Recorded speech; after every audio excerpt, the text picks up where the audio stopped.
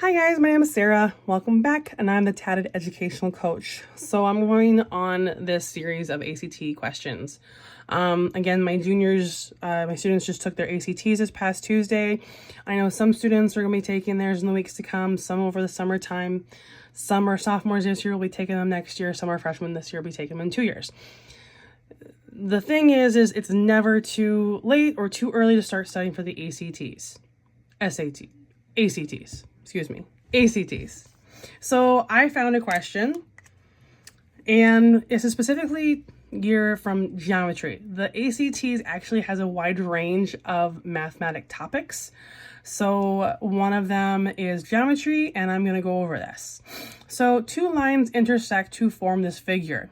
What is the value of x? So I have these two lines. I have lines, and I have this line that cuts right through it. Well, if I look, this angle is 4x plus 30, and this angle is 2x. If you know, and you remember from geometry class, that a straight angle equals 2 180. So this whole entire line right here equals 2 180.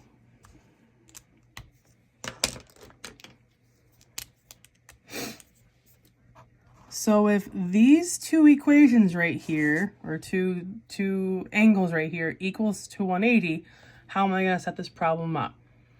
Well, I'm going to add both of them.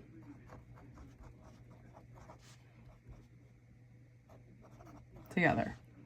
So I'm going to combine my like terms, which is 2x and 4x, which gives me 6x plus 30 equals 180.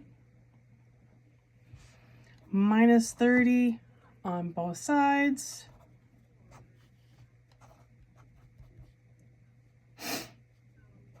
Gives me 150.